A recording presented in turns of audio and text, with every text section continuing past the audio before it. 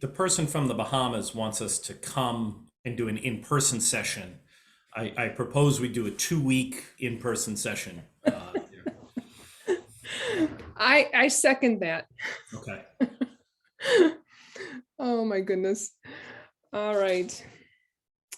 All right, folks, we're going to get started because I honor your time.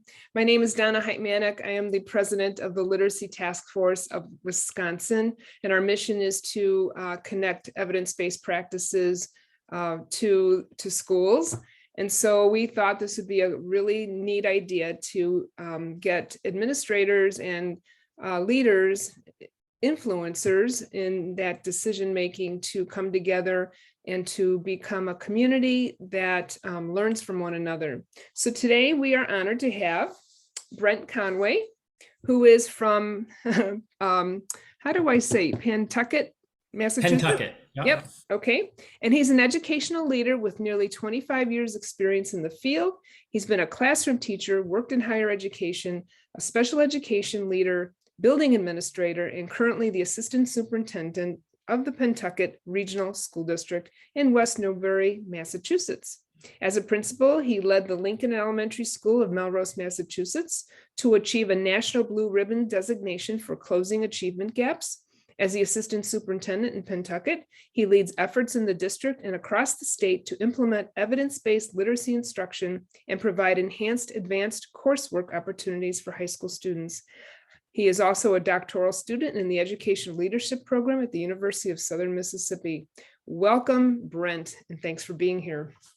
Thanks, Donna. Quite an introduction. Thank you. Okay. Yeah. Well, I appreciate everyone coming today. I know for many of you it's lunch or you've just got out of lunch duty or wherever it is you're coming from. In Massachusetts, this is actually our school vacation week. We do a February break and then an April break. But we go to school well into June, if not towards the end of June. And while Wednesday was 65 degrees and gorgeous, we are about 9 inches of a way into 12 inches of snow we're getting today. So it would have been a no school day anyways today, but happy to be here with everyone. So I have, honestly, there's probably about 6, 7, 8 slides just to give sort of some visual anchor points to a couple things. And I'll put them up as we go. And I plan to do maybe about 15, 20 minutes max, and then have some time we can, answer questions. Honestly, this is like a quick snapshot into sort of a conceptual model of how to implement a system within your school or district based on tiered literacy. So using everything that the science and evidence says is good literacy instruction, but building a structure that allows you to do that successfully. Donna and I were just speaking before we get started. I know Massachusetts passed a law where they are giving some of the federal money to school districts to replace their literacy curriculum materials, basically the ones that are deemed not aligned any longer, and to replace them with those that are aligned. They don't have a good list and a bad list, but they're sort of working through that. And it sounds as though Wisconsin was doing something similar or working towards it. Mm-hmm. The concern in that is that I think a lot of folks, they're going to buy a new curriculum and they're going to put it in place, and that's going to solve their problems. And it's not. And even all the teacher training on pedagogy and instruction is probably still not going to be enough either. There's a whole nother component to it, particularly if you're putting up one of these high quality instructional programs, be it Wit and Wisdom, CKLA, EL, there's others too, and you're replacing a balanced literacy program, a reader's workshop program. If that's what you're doing, it is likely that there's a lot of unlearning that needs to happen, and you have a system. Your system has been built around balanced literacy and reader's workshop. That means your assessments and all that stuff, right? That's the stuff that is worrisome when people go to do this. And then if you don't account for those things as well, it's not going to be successful. So there's a little bit more planning involved with that. So I'm going to share my screen. Let's see if we can get going with that. And here we are. We'll do the slideshow. So the luncheon lead session, and we call this leading a tiered system for literacy. So this is program agnostic, right? This is not necessarily attached to an actual curriculum, a program. As Donna said, I am the assistant superintendent in the Pentucket Regional School District. So we're a smaller regional district, 3 small towns in Massachusetts. But I was an elementary principal in Melrose, Massachusetts, just outside of Boston. And then I was a middle school principal there as well. So I've had some experience with this. In 2007, as a principal in Melrose, we were doing this work. It wasn't called the science of reading. There was no phrase like that. We just called it teaching kids to read. But now we know a little bit more about what some of it is. And yet much of the research we're using is not new. This is research that's been around at least 15, 20 years, sometimes further back. I can tell you in just my dissertation capstone work for Southern Mississippi, I'm quoting Jean Shaw from 1967. We're citing her work. So this is not new stuff necessarily. But when in terms of thinking it from a systems perspective, that's the stuff that may not be always so consistent with what we've known. Some of this is a little bit more current in application. So everything we do when we talk about this, we always anchor back to what does good teaching tell us? And anyone here, for the most part, has probably seen Scarboroughs Rope. So I'm not going to go into detail about this. And the next slide is actually the simple view. So we're going to go back and forth between these. And I'll post the link to this slide deck in the chat too when we're done, when we have it. But everything we do, whether it's training teachers, administrators, whatever it is, everything goes back to either the simple view or the rope, if not both. And what we want is curriculum and instruction that can do both of these things, especially the word recognition at K-2, making sure we're doing that correctly. And then the language comprehension. I always point out that's not reading comprehension, it's language comprehension. And that's really important to understand. Kids can generally develop a lot of those language comprehension skills without actually reading, right? Just by hearing and listening. However, as you move forward in that rope and you begin to connect those with the decoding, then you're more of a skilled reader. And I actually think of everything on here, there's 2 components that are the most important from a bigger picture perspective. And it's the things right in the middle here. So when you look at the language comprehension strands, because there are PDs for days about syntax, PDs for days around vocabulary, but really thinking it conceptually in the fact that this is a wound rope and it becomes increasingly strategic. So that's the cognition and the students realizing that the strategy, the purposeful use of all of those components there. And that differs from the word reading. And the word reading essentially is the decoding, and your sight words as well, but your word reading, that becomes increasingly automatic. So those are 2 very different cognitive processes that need to become to be a fluent, skilled reader who can comprehend. And if you go ahead, we sort of see the same thing when we go to the simple view. The simple view is really, it's the reading rope, it's just turned on its side, or you can go the other way, right? You have language comprehension, you have decoding, it's the same 2 things. But making a shift, especially if you're a district that's been Balanced Literacy or Reader's Workshop, the simple view can be really telling because it really forces you to think of reading comprehension as an outcome and not a skill itself. As a district in Pentucket, this is our first year fully implementing Wit and Wisdom. We had been using foundations, but the district prior to me coming about 4 years ago was really a Reader's Workshop district. And even with all of the PD and the structures and systems and changes we've had and the coaching, we still have people who struggle a little bit with some of the concepts. I call it the balanced literacy hangover. And that it just kind of keeps on creeping in on folks to make some of the shifts in how to use the new materials. Why is the curriculum now designed differently than it was before?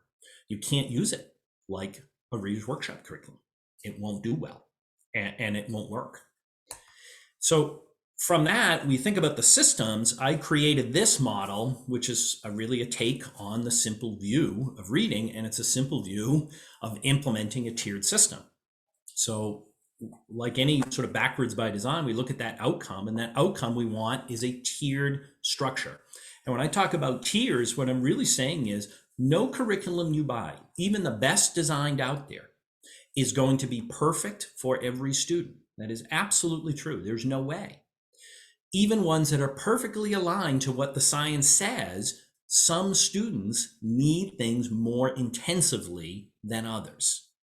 The key, though, is to have a tier 1 curriculum that is supportive of that and doesn't undermine it, so that those who need the more intensive supports can get them in your system and structure and not have to go back to an environment where those things aren't supported or taught. And that's a tiered system. And there's two big components that lead to that. The first is that instruction and curriculum. So you've got to have the right tools, right? The right curriculum. You can't take predictable level B text and expect kids are going to learn how to read using those, because most kids, about half of them might, half of them won't. So you've got to have the right tools in place. The systematic explicit instruction, especially around your foundational skill, your word reading. And then on the other side of that, you need systems and structures. So you need a data system. You can't install a high quality literacy curriculum that's knowledge building, teaching all these things you want, and group kids by levels because you're using a leveled assessment. That doesn't work. You need measures that allow you to screen and assess to the point of breakdown. You have to know where students' breakdown is so that you can properly tier the instruction.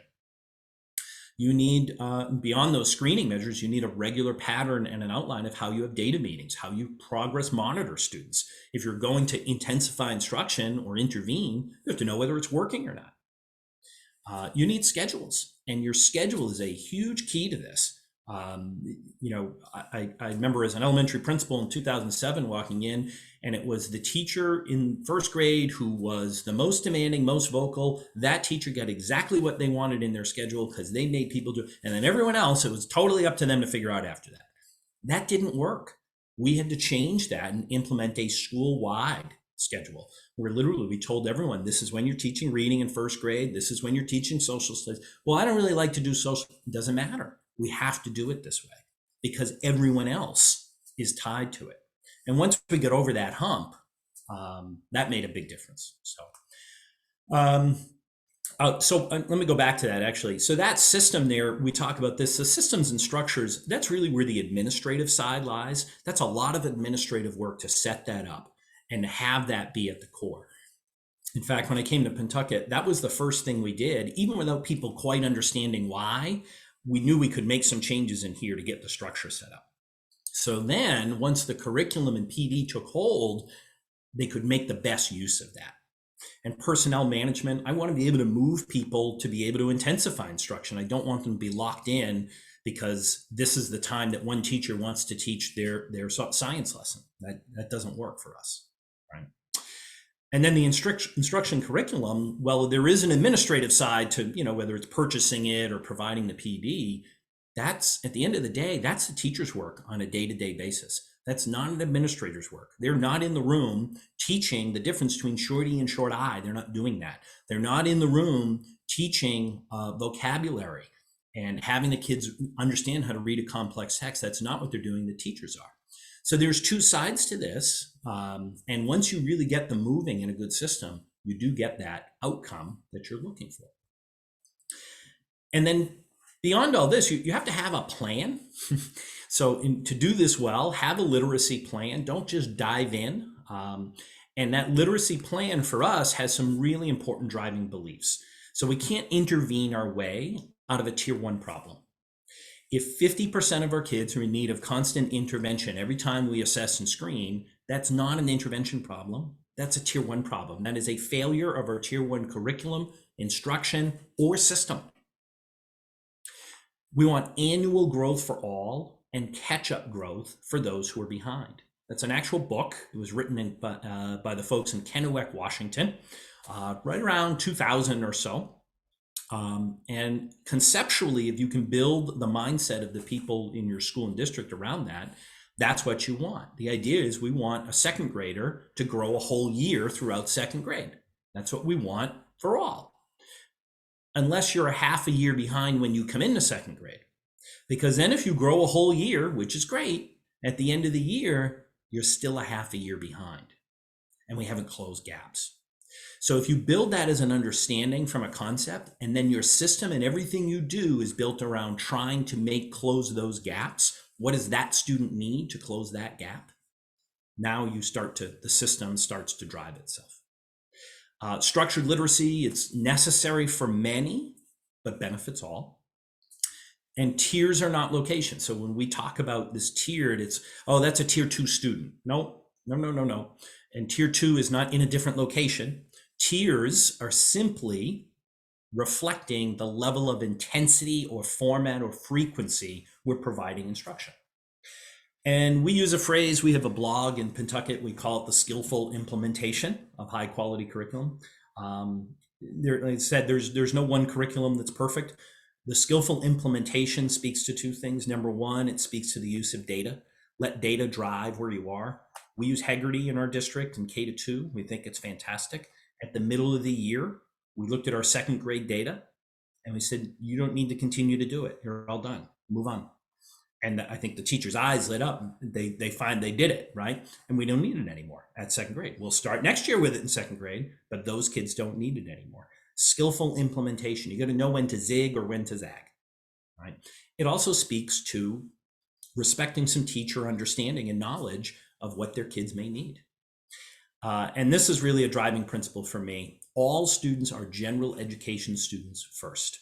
And our tier 1 curriculum and instruction should be designed so that all of our special education students can be part of that and they get what they need. We can't undermine curriculum and learning of students because our tier 1 is designed poorly.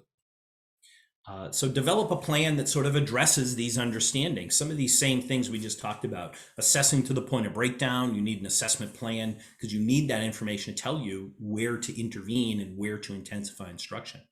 You have to use assessments that are predictive in nature. Things like leveled assessments they don't accurately tell you where a student will be, and it doesn't tell you why. When we did this in Pentucket, we were using the F&P when I first came, and I aligned it up to our state assessment scores at the end of third grade. It was only predicted reading scores for students 20% of the time. It was wrong on 4 out of 5 kids, but the oral reading fluency actually predicted it 80% of the time. We don't want to try and balance approaches. We want to know what we're using, and sometimes when we try to balance things, we undermine. Intensify instruction early as that first sign appears. And no intervention is as effective as that quality tier 1 instruction. And your schedule becomes that key. It's how you ensure time and people are used effectively. The second bullet point there is we flood a grade level for 30 to 45 minutes at a time. So if I have 3 first grade classrooms, I have a 45-minute time where we're doing small group targeted instruction that's informed by the data. We use Dibbles. And we set it up so not only do you have 3 classroom teachers, we send in the reading specialists, we send in a special ed teacher, there's 2 paraprofessionals. So we've got 7, 8 people in the first grade classroom for 45 minutes, and they're doing 15, 20-minute rotations in small groups. So the kids who are furthest behind, who need the catch-up growth, are getting the most direct and explicit instruction. That's how you get catch-up growth. And that difference between in addition to or in place of instruction, right? And this just goes to that concept of annual growth for all and catch-up growth for those who are behind. George Batch, Dr. Batch, he's really the person who I sort of listen to, and he's a MTSS, RTI sort of guru, Jedi Knight. So I talk about it in terms of levers. We only have so many levers we can pull here. And the idea is set up a system with your schedule, your personnel, and your data that allows you to know which levers to pull when. And if you can't pull one of these levers at the right time and a kid needs you to pull that lever, then you don't have the right system in place. That's a failure of the system. So more instructional time. Sometimes that's what kids need, right? Intervention block, win block, smaller groups. Instead of whole class, sometimes kids need a little extra small group, more precisely targeted. Well, you can't do that if all you're doing is grouping the level H's together. There's no targeted skill there. More systematic instruction. So some of the kids who need some really intensive instruction, it needs to be even more systematic than what we might have at general education. More guided practice, so more adult modeling.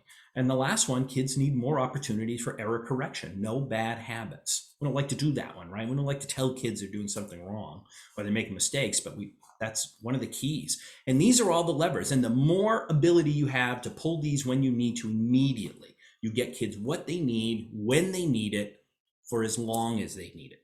And that's a tiered system. And it's how you get catch-up growth. And when you do that, these are some of the results. So this is in Melrose when I was an elementary principal in 2008. This is where it started. Only 64% of our kids were proficient. 23% of our special education students were proficient. This is a school of 400 kids. There are 50% high needs here. And there were 23 different languages spoken in the homes of these kids. There were no buses. Every kid walked to school. So it was all a tight neighborhood. And little by little, after some changes, we started to make some leaps. And you can see we get ourselves right up to about 80%. But more importantly, we really increased and closed the gap there of our students with disabilities. So 3-time mass commendation school, and then a national blue ribbon school. And then we did some of the same things in Pentucket, and this actually doesn't even include data from implementation of Wit and Wisdom. This is just implementing the concept of tiered practices, of using data to target specific instruction. And you can see we went from 2018 to 2021, the differences in our literacy skills at all the grade levels. So it is all very possible to do these things. And that's what can happen. So I'd love to sort of listen if people have some questions. I'm happy to address things. When it comes to schedules and literacy planning, like those are sometimes 2-3 hour sessions, if not a full day for some things. We're hopeful that we'll be able to sort of present more about those things at upcoming conferences to let you know more about what we've been learning ourselves about implementing Wit and Wisdom, that term, the balanced literacy hangover, right? What are those pitfalls to avoid? But a lot of it is around setting that plan and schedule up so people are informed and they understand why they need to do what it is they're doing. Bridge that gap, right? The implementation science, bridge that gap between what we know works and what we actually do. Okay, does anyone have any questions? You could raise your hand or just unmute and shout out a question. If not, I have some.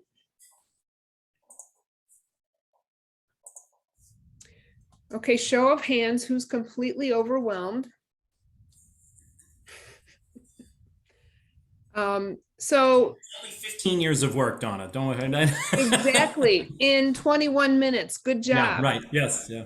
So what advice do you have for someone who's thinking about starting this process, who's brand spanking new, has never done this before, but is really interested in dipping their toes in?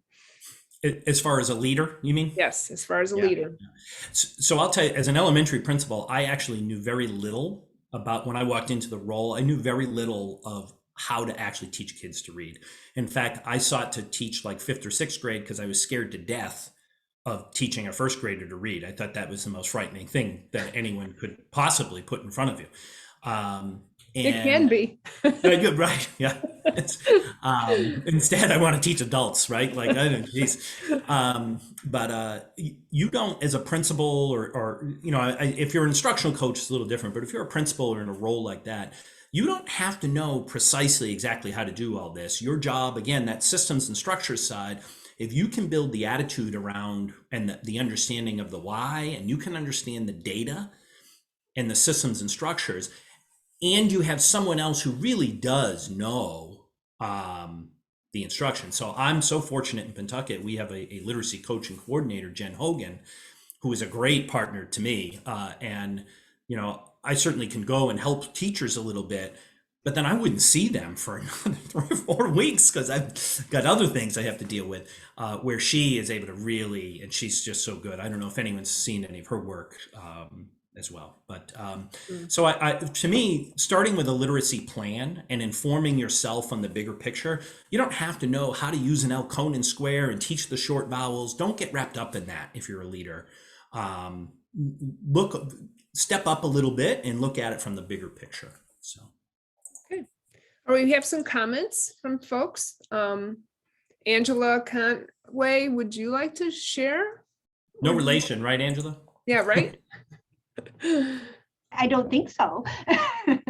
No, I just was like shaking my head yes and smiling the whole time that you were talking. So and I was actually excited to hear you talk about Wit and Wisdom because that was the direction we're looking to go. So I know that that program in particular comes out and says, you know, they're very much about the language comprehension, and you should have a supplemental program for the phonics piece. So we were looking at Haggerty, which you had mentioned, and then also a program called Really Great Reading. I don't know if you're familiar, it's more phonics based. So I guess I was wondering, do you have any opinions on Really Great Reading? Because the other thing that we've heard about is foundations. Yeah, I don't know Really Great Reading well. We use Foundations. I've used Lively Letters before. Love that program for foundational skill work. You know, and Haggerty's wonderful, but it has a very narrow purpose, right? And everyone has to know what that purpose is. I did just link the slides into the chat too. So if anyone wants them, you want to make a copy of them and use it, so go right ahead. You know, just give credit where credit's due. That's all. So, Great. But there, you know, if you are currently using like a balanced literacy or readers workshop program, and that's what your people know, there's a lot of unlearning that's going to need to happen before they start using Wit and Wisdom. Wit and Wisdom would be really hard for them to use well if they're going to do it with sort of that balanced literacy readers workshop mindset. There's a lot of work. So getting a leadership team to really understand what that change is would be critical. You can't possibly start with a new program and have everyone understanding how it's different and how it's supposed to go. You're not going to be able to do that. But if you can get a team together and really inform them and build them up, let them be the people who are able to continuously support and help people to understand why it's different. It will be frustrating, there's no question, but it does get better. Thank you. We also have a question about with COVID, they're starting with their 5th graders and 4th graders, and they're wondering if they start with them or start with kindergarten and work their way down or work their way up. In terms of, I'm not sure, I guess I know exactly. Intervention. Starting intervention. Yeah, well, you got to intervene everywhere. You can't ignore intervention when it needs to happen. It's a tough one, right? So COVID, you know, if any educational professional is presenting to you saying, well, I know exactly how you need to deal with the COVID situation, like they're full of it because no one has really experienced quite that before. And, you know, I think what we've seen even just with our incoming kindergartners is that they are further behind than what we were used to. And that has nothing to do with anything we're doing. They just haven't, their language skills alone. It really is something. So you have to use the data and you do have to intervene. And if you're finding that 50, 60% of your kids are at a particular point, then it's not small group intervention, it's whole class intervention. You know, you sort of readjust. Now, it doesn't mean you don't give them grade level text because you have to do that too. I don't know how you fit it all in a day. You have to be thoughtful. And some of the intervention is sort of touch points. So you need to touch upon something before you bring them back to a grade level. And for kids who need really more intensive intervention, you need to think about a system to do that, whether it's after school, outside of school hours, additional time sometimes. Very good. Okay, we have one. What system data information should be used to review your current practices and begin developing a literacy plan? So that's like a 3-hour session, developing a literacy plan, if not a whole day. It's hard. I just did that earlier for the week, actually, for Learning Ally. And even that was an hour and just a touch point on it. I will tell you this, ESSA defines comprehensive literacy plan. There's actually a federal definition of what it is. And there aren't many districts who know it and use it. And it tells you exactly what's supposed to be in a comprehensive literacy plan. There are some good models out there that, you know, are pretty well researched as well, as far as doing it. You know, it's like we could do an hour just on how do you begin the process of a literacy plan. Building up a team, though, getting a core team of some people and building up their knowledge and use your data to drive why. You have to build a case. Why do you need to change? Create that sense of urgency, not panic, but urgency. And with COVID, you all have the urgency. It's all, the data's sitting right there. There's no question, right? And then build a core team of knowledge so that when people start to maybe complain or want to go this way, that way, you've got a core team to bring them back to. And that core team can develop the plan.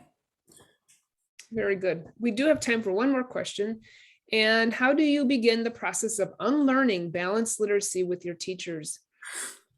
We're still in it. I'm always amazed. Like we do, do a year-long PD around foundational skill, making sure they understand 3Qing is not appropriate.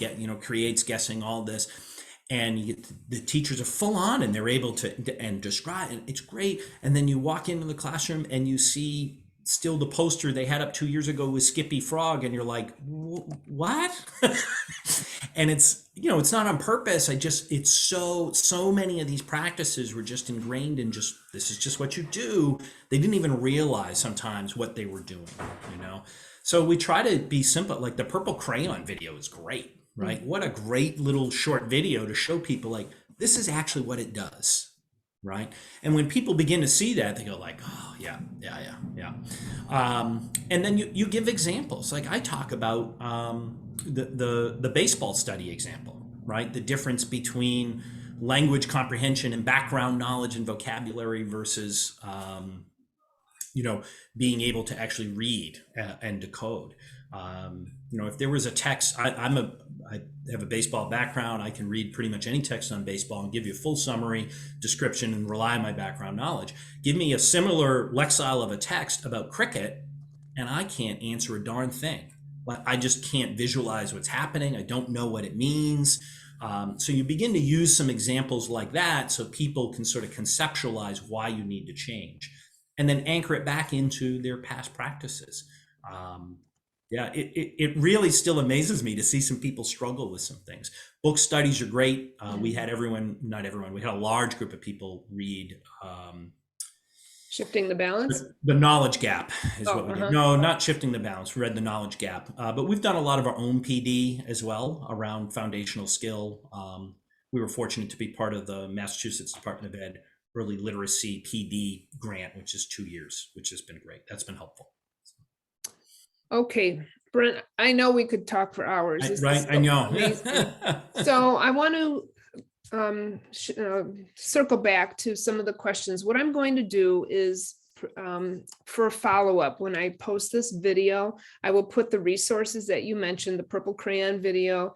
That's basically an experiment done by a researcher in California that showed her own daughter not learning to read words as a whole, and how she taught her daughter to sound them out. And it was, she proved that it was a experiment she did at home. Reading for Life is another book by Lynn Stone. That's a very good one. So I'm going to put some of these resources in the YouTube. I want you to be able to access this. It'll be on the Science of Reading, What I Should Have Learned in College YouTube channel. It'll be for public viewing. I also wanted to add that we are going to have an extra session next week, and the speaker is going to be the former superintendent Bob Mitchell of the Cumberland School District in Providence County, Rhode Island. He will share his 9-year journey that helped move the district from the middle of the state to the top of the state through schedules, RTI, strong leadership, and high quality instructional materials. And that's known as HQIM, that can drive your data in the right direction. So I will post that. And I think you know him, Brent, right? Do you know Bob? Yes, yeah. Go Rhodey. I went to the University of Rhode Island. Oh, there you go. Yes. So if you want to catch us at our Science of Reading, What I Should Have Learned in College, or Wisconsin Reads, wi-reads.org. We will post all the information there as well. I want to thank everyone for joining us today. We're only 3 minutes over. I think we did very well. If you have any questions, you may contact myself. Again, Donna at wi-reads.org, and we will catch up with you later. Thank you so much. Bye-bye. Bye, everyone.